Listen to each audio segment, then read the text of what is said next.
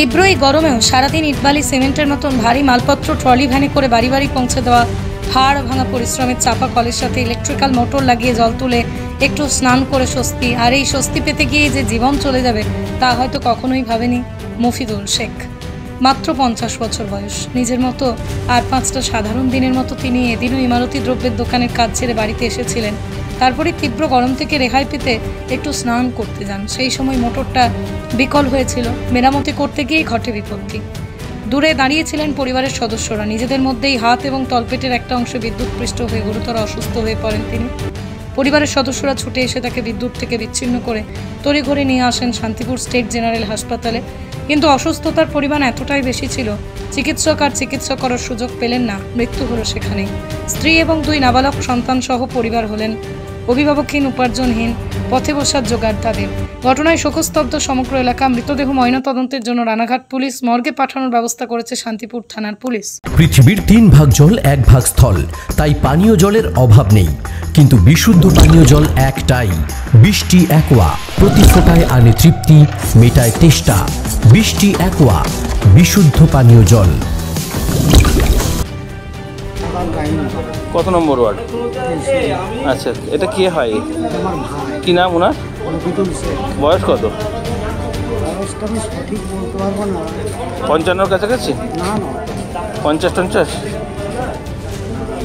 আচ্ছা, তো ছেলে মেয়ে?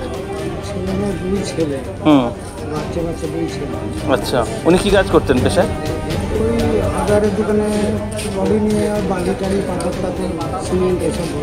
আচ্ছা, আর আজকে কি হয়েছিল ঘটনা? আজকে ও বাড়ি এসে স্নান করবে, সিঁড়ির নিচেই একটা মোটর ছিল, মোটরটাই জল হচ্ছিল, বলে ঠিক থেকে সরছিল। ও, মোটরটা মানে অনেকদিন ধরে চালানো নেই মনে হয়, এরকম হবে না? না, প্রতিদিনই চালায়। ও, তাহলে সেই মোটরটা কানেকশন ভালো নয় হয়তো। ওটা বডি হয়ে গেছে হয়তো, কোনো একটা কিছু হয়েছে।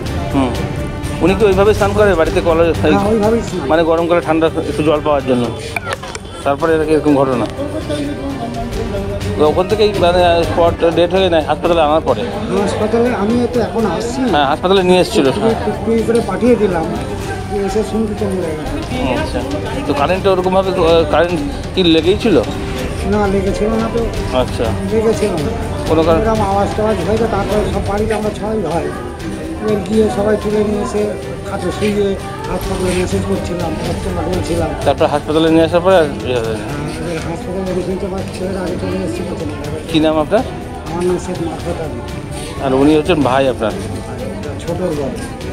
নদিয়ার সবথেকে বড় English medium school JRS public school প্রায় 35 বিঘা জমির ওপর গড়ে উঠেছে বিশাল ক্যাম্পাস। নার্সারি থেকে শুরু করে উচ্চ মাধ্যমিক, ITI college, law college, BEd college, ভর্তি চলছে জেআরএস পাবলিক। ব্যালকনি বা সিঁড়ির রেলিং, মডিউলার কিচেন বা ড্রয়িং রুম, এক কথায় আপনার স্বপ্নের বাড়িকে করে তুলুন আরো সুন্দর। Chakdah ply centre, gorgeous look বা কোয়ালিটি সবেতেই number 1। Chakdah ply centre, Chakdah ply centre, KBM, Chakdah, Nadia. আপনি কোথায় ইনভেস্ট করবেন, কেন করবেন বুঝতে পারছেন না তো? সঠিক গাইডলাইন পেতে আজই আসুন নদিয়ার চাকদাতে নিবেদিতা প্রাইভেট লিমিটেডে। Nivedita private limited, marketing and distribution service. ঠিকানা KC Dutta road, Uttar Ghoshpara, Chakdah, Nadia. Chakdah aluminium centre, ply, কাঁচ, laminates, kitchen fittings, door lock, window ও অ্যালুমিনিয়ামের খুচরো ও পাইকারি বিক্রেতা। চাকদা অ্যালুমিনিয়াম সেন্টার, পূর্বলালপুর 50 নম্বর রেলগেটের পাশে, চাকদা, নদিয়া।